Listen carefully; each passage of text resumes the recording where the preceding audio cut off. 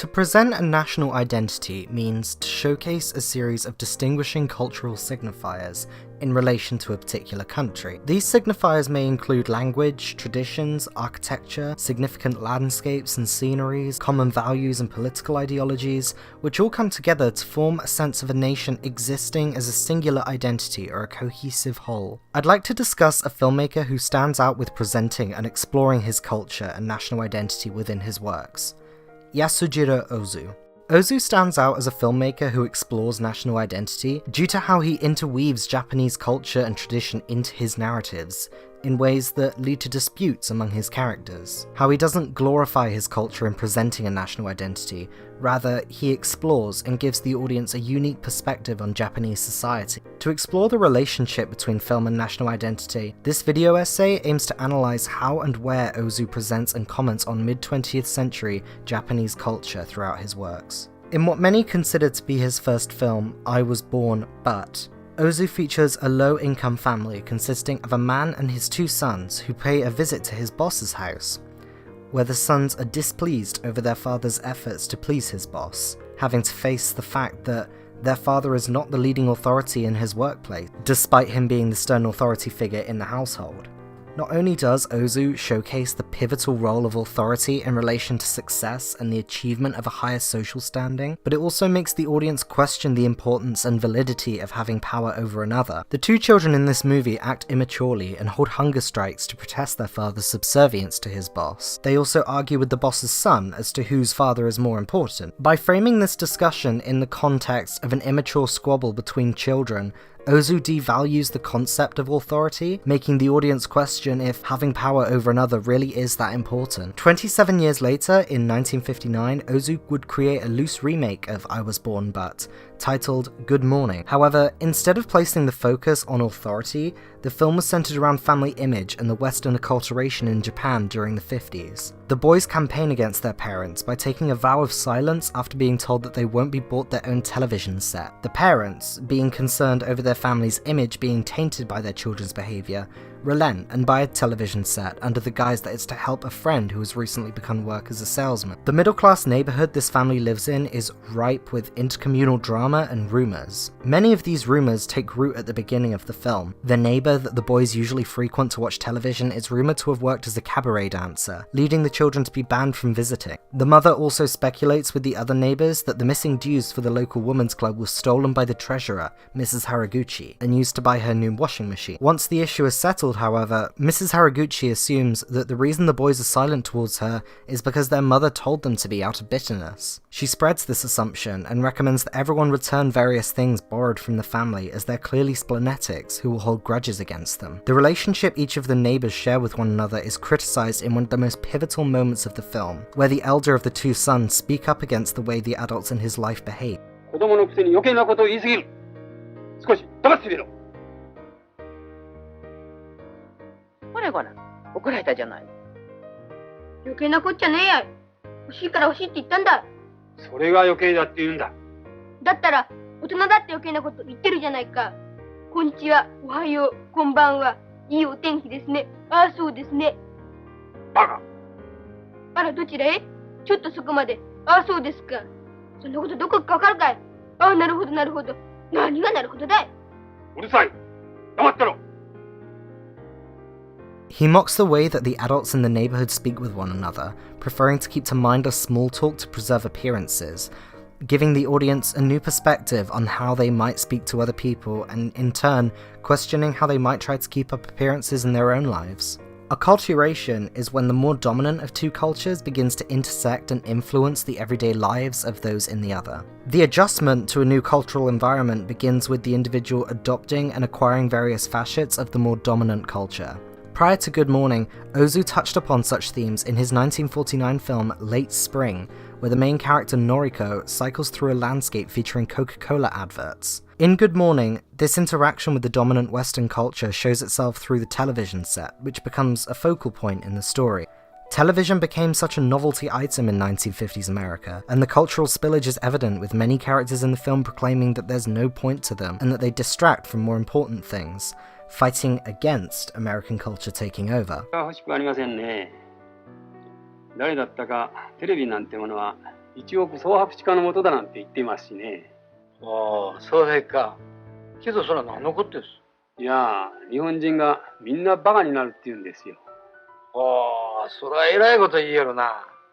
なるほど、なるほど。The boy's father is one such person, however, ultimately he gives in to the changing cultural landscape and allows it into his life for the sake of his family's image and his children's happiness. On the subject of father figures, Ozu explores the decline of the patriarchal authority in his 1958 film Equinox Flower, alongside the tradition of having parents decide on a suitable partner for their children. The crossroads the characters find themselves at throughout Equinox Flower derives from the daughter's wish to marry a man who has not been pre-approved or chosen by her parents, something that was heavily debated and controversial at the time. そう思ってます。いや、なぜ今まで黙ってたんだ。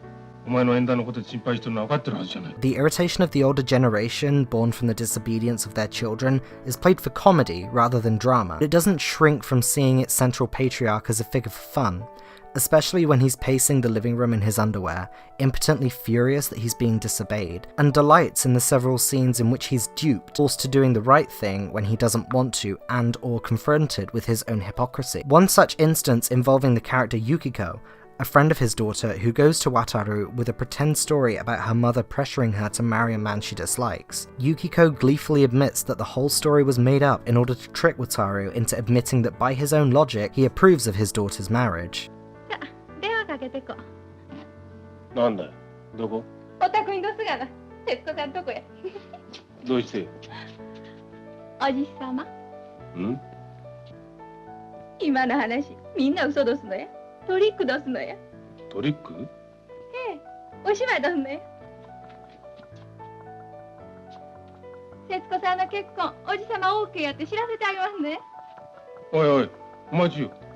Once again, Ozu can be seen here playing with the values of Japanese culture in order to propose an alternate way of thinking, much like he did by framing the question of importance and power as a childish squabble in I Was Born But. Ozu uses the character of Wataru as a conduit for comedic effect, to lay focus and incite discussion on the controlling views that he and others in Japanese society have on marriage and the absolute authority of the patriarchal figure. Marital pressures society had put upon the women of mid-20th century Japan had been explored by Ozu before, however with a much more serious approach. In what's come to be dubbed Ozu's Noriko trilogy, we explore the life of a young woman suffering such pressures. The trilogy begins with late spring, following our main character Noriko as she frequently clashes with her Aunt Masa over the idea of an arranged marriage. Noriko protests, saying she would not take care of her family the way she does should she get married. This represents not just a clash between characters, but a clash between two aspects of Japanese culture: the pressures of marriage and the responsibility for a child to take care of their parents in their later life.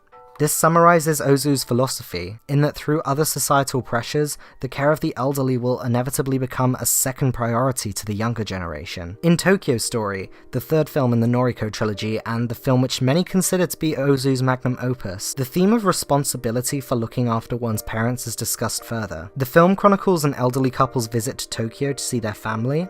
However, the children are preoccupied with other responsibilities, preferring to send their parents to stay at a hot spring spa than play host to them. Only Noriko, their widowed daughter-in-law, goes out of her way to make their trip a pleasant one, taking them on outings around Tokyo, taking days off work and offering them a place to stay one night. Dismayed at how much their children have changed, the couple decide to leave Tokyo early. However, during the trip, the wife falls ill and later passes away at their home in Onomichi. After running over from Tokyo, the family are quick to leave, only staying to briefly comfort their father and discuss their mother's belongings. Only Noriko remains, discussing the actions of her brothers and sister-in-law with the youngest daughter, Kyoko. Here, Ozu acts as mediator between the two opposing viewpoints, presenting strong arguments from the emotionally driven Kyoko, who finds herself disgusted by the actions of her siblings, and the more rational and conciliatory Noriko. The conversation that takes place between these two represents the crux of the philosophy behind Tokyo Story, inciting discussion and provoking considerate thought in the audience regarding the responsibility of caring for one's parents under difficult circumstances like the family in the movie.